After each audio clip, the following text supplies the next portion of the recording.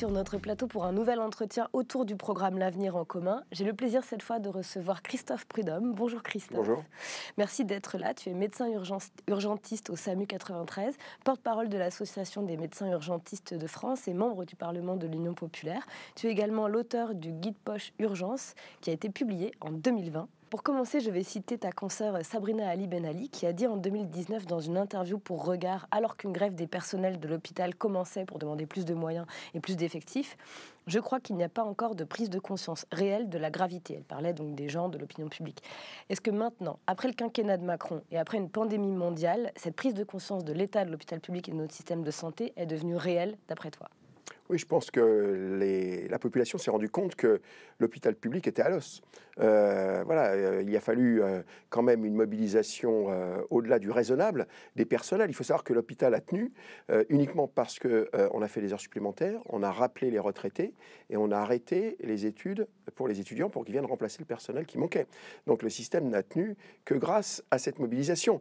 Enfin, il a tenu, tout est relatif parce que on s'est occupé des malades Covid, mais on a laissé tomber tous les autres malades. Et ça va avoir des conséquences au niveau de l'état de santé de ces patients, les retards sur les diagnostics des cancers, des traitements des cancers, retards diagnostiques à de maladies graves, des problèmes aussi fonctionnels. Quand on retarde une intervention chirurgicale comme une prothèse de hanche, une prothèse de genou, il faut savoir que l'état de santé se dégrade. Donc tout ça montre bien que l'hôpital était en grande souffrance. D'ailleurs, le mouvement de 2019, quand Sabrina s'est exprimée, le montrait bien. Malheureusement, le gouvernement ne nous a pas entendu à l'époque, parce qu'aujourd'hui, nous manquons de personnel.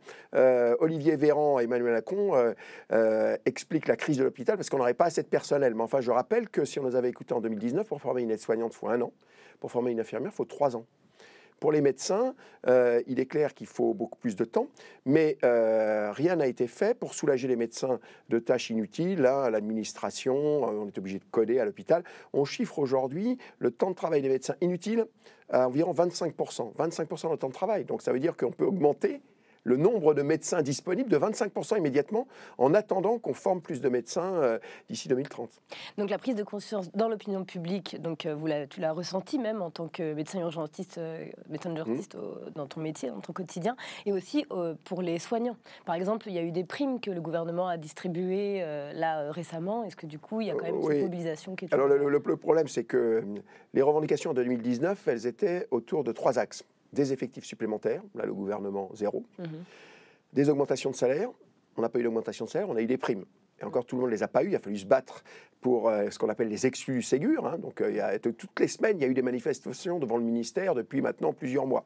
Et puis surtout, les restructurations, les fermetures de lits n'ont pas arrêté. Pendant l'année 2020, c'est-à-dire en pleine crise Covid, 5700 lits fermés. Le bilan d'Emmanuel Macron, c'est quasiment 18 000 fermetures de lits. Voilà, on en est aujourd'hui à 100 000 lits fermés en 25 ans.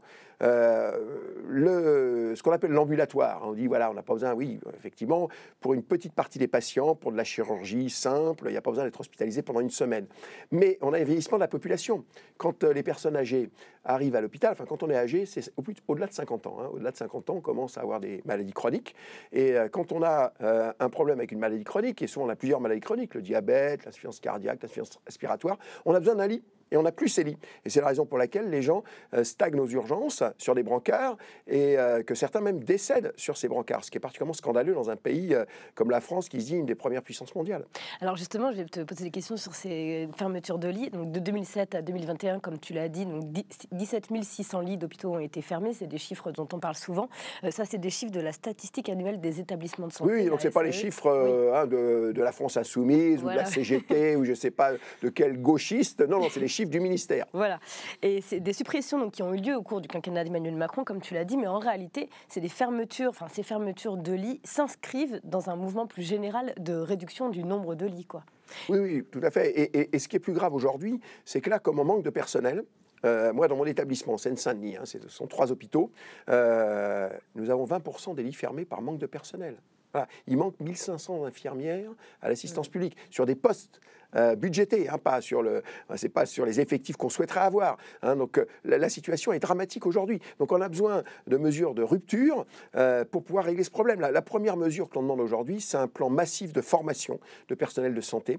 Et il faut rétablir aussi l'attractivité. Hein, ce qu'on propose, c'est ce qu'on appelle des contrats d'études. Hein, c'est ce qui existait jusque dans les années 80 quand on avait du mal à recruter dans les hôpitaux. C'est-à-dire que les étudiants, quand ils rentrent dans l'école professionnelle, aides-soignantes, infirmières, manip radio, ils signent un contrat, ils sont payés au SMIC, payés. Ouais. Hein, c'est pas des indemnités, ils sont payés, donc ils payent des cotisations particulières, des cotisations retraite. Hein. Voilà, pour les jeunes, ça peut être attractif. Ils sont payés, ils sont préaffectés sur un territoire, sur un groupe d'établissements, parce qu'on manque de personnel à la fois à l'hôpital et en ville. Il ne faut pas séparer la ville de l'hôpital. Donc ça, c'est attractif. Ensuite, il faudra augmenter les salaires. Et ce qu'on propose, c'est au minimum de rattraper la moyenne des salaires dans les pays de l'OCDE. Il faut savoir qu'aujourd'hui, en pouvoir d'achat, une infirmière mexicaine gagne plus qu'une infirmière française. Voilà où on en est aujourd'hui. Hein. Donc il ne faut pas s'étonner qu'on a aujourd'hui 150 000 à 200 000 infirmières diplômées en âge de travailler qui ont abandonné leur métier. Être payé à 1 700 € par mois avec des horaires décalés. Et une crise des vocations aussi. Il y a une vraie crise des vocations. Parcoursup n'a pas amélioré les choses. Parcoursup, avant, les gens s'inscrivaient dans une école professionnelle parce qu'ils souhaitaient aller vers cette profession-là. Souvent, avec Parcoursup, c'est par défaut. Et donc, par défaut, qu'est-ce qui se passe? Quand les jeunes rentrent à l'école, lors de leur premier stage, quand ils voient les conditions de travail, ils abandonnent. Donc, on a un certain nombre d'écoles aujourd'hui où, avant, on avait 5% de déficit entre le nombre d'entrées et puis le nombre de diplômes à la sortie. Aujourd'hui, on est parfois à plus de 20%. Alors, je voulais quand même te citer notre ministre de la Santé, Olivier Véran, parce qu'on va aller sur les mesures après de l'avenir en commun. Mais pendant le Ségur de la Santé, donc en juillet 2020, Olivier Véran avait annoncé que l'État financerait une enveloppe de 50 millions d'euros afin d'ouvrir 4 000 lits à la demande. Il a dit « Nous en avons fini avec le dogme de la fermeture de lits » dans une interview pour Libération. Et il avait ajouté « On prend le problème à bras-le-corps, mais on paye 30 ans d'incurie ». Oui, mais l'incurie, ce monsieur était déjà dans la majorité précédente. Hein. Il était député socialiste. Donc qu'a-t-il fait? Il a continué à fermer des lits. Je reviens là d'une initiative devant l'hôpital Bichat où le monde d'avant continue. C'est-à-dire qu'on a demandé un moratoire sur toutes les restructurations. Là, dans cette opération, dans le nord-est de Paris, où on manque de lits, on va fermer 2 hôpitaux pour en construire un, mais avec un delta de moins 300 lits. Moins 300 lits. Voilà. On a 2 maternités dans ces hôpitaux, 3 000 accouchements. On prévoit simplement une maternité pour 2 000 accouchements. Alors, ils vont aller où les femmes, pour les 1000 accouchements qui manquent, elles vont aller où? Elles n'iront pas à l'hôpital de Saint-Denis, qui est déjà débordé. Enfin, moi, là, je reprends ma casquette de médecin. Toutes les semaines, la maternité de l'hôpital de Saint-Denis ne peut pas accueillir les femmes qui accouchent. Voilà, on est obligé de les envoyer dans d'autres hôpitaux. Donc, il faut voir ce que ça veut dire en termes de prise de risque. Hein. On a son suivi dans une maternité, puis au dernier moment, quand on accouche, on dit « Ah ben non, vous allez aller dans une autre maternité à 15 km. » Voilà la situation aujourd'hui. Mais là, concrètement, si la droite repassait là en avril 2022, quel sera, par exemple, en 2027, dans 5 ans, l'état de notre système de santé, l'état de l'hôpital public en France? Si Emmanuel Macron repasse, il y a un changement radical entre Macron et la droite traditionnelle. Macron, c'est le système américain. Ouais. Si on le laisse faire, en 2027, c'est le système américain, c'est un hôpital public très dégradé pour les pauvres, parce que nous sommes des bons chrétiens et qu'on ne laisse pas les pauvres mourir dans la rue. Mais pour le reste, ça sera le secteur privé. Et le secteur privé, c'est la carte vitale plus la carte bleue. Alors dans notre programme, justement, c'est écrit noir sur blanc, nous voulons faire passer la santé d'abord. Et cela passe par la reconstruction du service public hospitalier et le 100% sécu. Est-ce que tu peux nous expliquer en quoi ça changerait la vie des gens et celle des personnels soignants? Eh bien, il faut être clair, là, le scandale Orpea a bien montré que marché et santé, c'est antinomique. Voilà. Donc là, on a une proposition, c'est pas dans l'avenir en commun, mais on fait en marchant, c'est de proposer à la population un référendum avec une question très simple. Est-ce que la santé et le médico-social, c'est-à-dire les EHPAD, doivent sortir du secteur marchand? Je pense qu'on gagne le référendum. Et après, eh bien, c'est simple. On supprime l'agrément Sécu sociale, puisqu'ils sont financés par la Sécu à ces établissements, s'ils ne changent pas de statut. Et eh bien, comme c'est du service public, on les réquisitionne. Voilà, c'est assez simple. Et si on a la légitimité populaire avec un référendum, on peut le faire. Voilà. Après, il y a un autre problème, c'est que pourquoi on dit le 100% Sécu? Alors, 100% Sécu, c'est un slogan. Hein, c'est la sécurité sociale qui récolte toutes les cotisations et qui paye tout ce dont on a besoin. Parce qu'aujourd'hui, faut être clair, on a des complémentaires, des surcomplémentaires. C'est complètement inégalitaire. Hein. Qu'on soit smicard ou qu'on gagne 10 000 €, pour le même niveau de complémentaire, c'est le même tarif. Alors que la Sécu, c'est progressif. Hein. C'est selon ses moyens, hein, on paye selon ses moyens des cotisations, et puis on a selon ses besoins. La Sécu paye en fonction des besoins. Donc, il faut être clair, on a besoin de la sécurité sociale telle qu'elle était prévue initialement. Hein, c'est-à-dire sur la fiche de paye, on a une seule ligne, cotisation sécurité sociale. Les charges patronales, ça n'existe pas. Hein. C'est un leurre, c'est une escroquerie intellectuelle, puisque quand on prend un salarié américain, il va dire je gagne 2 000 euros. Un smicard, il va dire je gagne 2 000 euros. Oui, parce qu'on lui paye la totalité de ce qui coûte, hein, à l'employeur. Enfin, et à lui de se payer son assurance santé et son assurance retraite. Comme il n'a pas de quoi payer son assurance santé, son assurance retraite, parce qu'il dépense ses 2 000 euros pour vivre, eh bien, il n'a pas... Voilà, c'est la catastrophe. Donc, il faut bien comprendre, il faut qu'on fasse comprendre aux gens que ce qu'ils gagnent, c'est le coût total à l'employeur. Voilà. Et qu'on met un tiers de notre salaire dans notre mode mère à tous, qui est la sécurité sociale, pour être soigné quand on est malade, pour avoir une pension quand on est vieux, ça s'appelait la retraite des vieux, et pour avoir des allocations familiales pour pouvoir élever ses enfants. Voilà. Donc c'est assez simple, et majoritairement la population adhère à ces propositions. Ce qui est assez enthousiasmant dans la période, c'est que les propositions de l'Avenir en commun, elles sont largement majoritaires dans la population. Ce qu'il nous faut maintenant, c'est que Jean-Luc Mélenchon arrive au deuxième tour et devienne président de la République pour qu'on mette en œuvre. Voilà, c'est ça le problème. Parce que si on a encore Macron pendant 5 ans, c'est une catastrophe. C'est-à-dire qu'on peut se battre, on s'est battu, on continue à se battre, mais on ne peut que freiner la casse du service public. Là, on a besoin vraiment d'une politique de rupture. La santé n'est pas une marchandise, l'hôpital n'est pas une entreprise, c'est ce qu'on créait dans la rue en 2019, maintenant il faut le mettre en œuvre. Les équipes du livret santé ont dit que le programme santé LFI est un programme qui remettra au cœur du soin le temps, celui de l'humanité. Est-ce que c'est ça que les politiques de contraintes budgétaires et d'austérité nous volent, le temps ? La première revendication des soignants aujourd'hui, c'est d'être plus nombreux pour avoir du temps de s'occuper des patients. On nous a transformés en techniciens. Un technicien, ça répare une machine. Moi, quand j'ai un patient en face de moi, c'est pas une machine. Et on a oublié, à la fois dans les études et dans le quotidien du soin, que la santé, et c'est la définition de l'Organisation mondiale de la santé, c'est à la fois du physique, du psychologique et du social. Et donc, il y a besoin de remettre de l'humain, et donc des sciences humaines dans tout ça. Je donne un exemple. Quand j'ai une personne qui a un délire et qui est d'origine antillaise, avec une culture vaudou, si je ne sais pas ce qu'est la culture vaudou, comment je vais la prendre en charge? Voilà. On ne soigne pas de la même manière, même pour une fracture. Quelqu'un qui a du personnel de maison et qui habite dans un 300 mètres carrés dans le 16e, qu'une femme seule qui est logée dans un hôtel avec ses enfants, comme c'est le cas en Seine-Saint-Denis. Voilà. Donc, il faut bien prendre en compte cette réalité. Et donc, c'est pas que de la technique. Donc, il faut remettre de l'humain. Et l'humain, eh bien, on doit d'abord définir les besoins, puis après, on voit comment on y répond et quels moyens on y met. Quand on est aujourd'hui dans une situation où on a une Assemblée nationale qui nous vote le budget de la sécurité sociale, il ne faut pas dépenser plus que ce qu'ils ont voté, eh bien, on est en permanence en déficit, mais c'est un déficit artificiel. On n'a pas assez de ressources. Et on passe notre temps à discuter des économies qu'on n'a pas faites l'an dernier, qu'on doit faire cette année, qu'on fera l'an prochain. C'est contre-productif, ça nous désole, ça nous prend du temps. Hein. Donc ce temps, il est très important et pour ça, il faut être plus nombreux. Nos collègues aides-soignantes ou même simplement à des statuts plus bas qu'aides-soignantes qui sont en EHPAD, comment peuvent-elles faire quand elles ont moins de 10 minutes pour donner à manger à une personne qui est complètement dépendante? Moins de 10 minutes pour la toilette, finalement, c'est une toilette par semaine et c'est inhumain. Enfin, je veux dire, il faut écouter les gens, prendre le temps. Voilà, et c'est une atteinte à la dignité. Et réellement, on parle de maltraitance. À la fois en EHPAD, mais à l'hôpital. Hein, voilà. Quand on n'a pas le temps d'écouter une patiente, un patient, on ne fait pas bien notre travail. Alors, je voulais juste revenir avec toi aussi, parce qu'il y a des vidéos qu'on a fait pour l'émission Chiffrage sur la suppression de la T2A. Oui, alors la T2A, la tarification à l'activité. Ouais.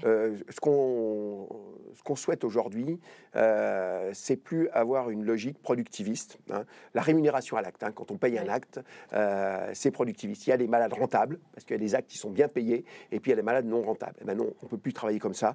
Il faut qu'on ait un autre mode de financement, c'est-à-dire que ce soit un financement qui soit adapté aux besoins d'une population dont on a la responsabilité. Donc, c'est pas les besoins de la population dans le Gers sont pas les mêmes qu'à Antibes, qu'à Douai ou à Charleville-Mézières ou en Seine-Saint-Denis. Voilà, donc il faut de la démocratie. Nous, ce qu'on propose dans l'Avenir en commun, c'est que les meilleurs experts dans le domaine de la santé, que sont les citoyens, eh bien, avec les élus, avec les professionnels, se réunissent dans leur territoire pour définir les besoins et ensuite à l'État de donner l'organisation pour répondre à ces besoins. Hein. Comment on organise? On propose des centres de santé en lien avec les hôpitaux dans le territoire, et puis la Sécu qui finance. Voilà, remettre de la démocratie, partir de la base, partir des besoins de la population. Aujourd'hui, ces besoins ne sont pas couverts, c'est-à-dire qu'on ne respecte pas un principe constitutionnel qui est l'égalité de traitement de tout citoyen, quel que soit son lieu de résidence sur le territoire. Aujourd'hui, il y a 6 millions de citoyens qui n'ont pas de médecin traitant, dont 600 000 personnes qui sont atteintes d'affections de longue durée, donc qui sont des malades qui ont besoin d'un suivi régulier. C'est quoi, c'est lié aux déserts médicaux C'est qu'il n'y a pas assez de généralistes, qui sont mal répartis sur le territoire, qui ne font pas forcément ce pourquoi normalement ils sont formés. Voilà, il faut former plus de médecins, oui, mais ça prendra du temps. Il faut sûrement mieux réguler le choix entre les spécialités, et ça veut dire qu'on peut avoir une action sur 3 à 4 ans, hein, parce que pour former un spécialiste, c'est 3 à 4 ans. Aujourd'hui, les premiers à l'examen classant national qui permet de choisir sa spécialité en fin de 6e année, ils choisissent chirurgie esthétique. Ah ouais. Oui, donc on peut peut-être changer un petit peu ça. Il a fallu qu'on se batte pour qu'on augmente le nombre de réanimateurs formés, qu'on double le nombre de réanimateurs formés. En 2020, en novembre 2020, le gouvernement a refusé d'augmenter le nombre d'internes en réanimation. Un interne en réanimation, au bout de 2 ans, il commence à être compétent. Au bout de 3 ans, il peut être déjà en poste de responsabilité. On n'en formait que 75 pour toute la France. Et après, on nous dit on ne peut pas ouvrir de lit de réanimation. Ça se fout de la gueule du monde. Donc là, on a réussi à obtenir qu'on en forme plus. Voilà, donc il y a plein de mesures qu'on peut prendre immédiatement. Libérer les médecins des tâches administratives. Pour ça, il y a une solution. Les médecins, qu'ils soient en ville, à l'hôpital, en EHPAD, il faut qu'ils soient salariés. Et ils font que de la médecine. Il y a des administratifs, il y a des logisticiens. Voilà, on travaille en équipe. Quand il y a un problème social, il y a une assistance sociale. Et le médecin, il fait de la médecine. On gagne 25% du temps de travail, donc on peut augmenter immédiatement de 25% le nombre de médecins sur le terrain. Pour résoudre le problème de la garde, c'est-à-dire qu'on a un médecin la nuit, le week-end, eh bien, on propose de faire ce qui se fait en Europe centrale, en Allemagne, en Autriche. Tous les médecins font des gardes, tous. Voilà, alors qu'aujourd'hui, ça repose sur les urgentistes et quelques médecins généralistes volontaires. Ben non, tous les médecins, qu'on travaille à l'hôpital, en clinique, en libéral, qu'on soit salarié, on fait une garde. On répartit la charge de travail. Et comme ça, eh bien, les gens éviteront de venir aux urgences. J'ai besoin d'un médecin dans la journée ou en début de soirée. Je le trouve et je n'ai pas besoin d'aller aux urgences par défaut pour une simple consultation. Voilà, ce qui est une catastrophe. C'est-à-dire ça encombre les urgences pour rien. Et puis, ce n'est pas une bonne prise en charge. Et surtout, il faut qu'on régule l'installation des médecins. Mais pour réguler l'installation des médecins, il faut changer le mode d'exercice. C'est-à-dire qu'il faut des centres de santé. Donc avec des médecins, des infirmières salariés, on ouvre les postes là où il y a des besoins. Voilà, donc ce qui est plutôt plus intelligent que de dire aux jeunes on t'a payé tes études, donc tu vas aller travailler pendant 5 ans, tu dois 5 ans à la nation et tu vas aller là où personne ne veut aller. Je peux comprendre que les jeunes ils soient un petit peu choqués.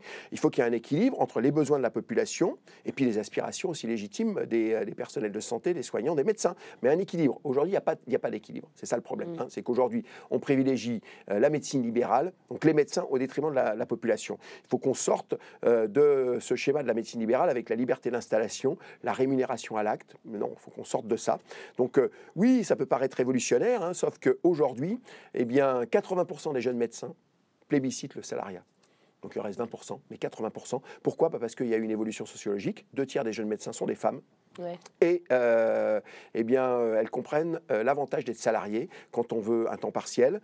À sa première grossesse, parce qu'il n'y a pas l'égalité sur la grossesse, eh bien, entre être salarié et être libéral, sur la protection sociale, il y a une grosse différence quand même. Voilà, donc on voit qu'on peut répondre à la fois aux aspirations des médecins et mieux répondre aux besoins de la population. Mais par contre, effectivement, il faut changer de système. Il faut changer de système. C'est le service public. Voilà.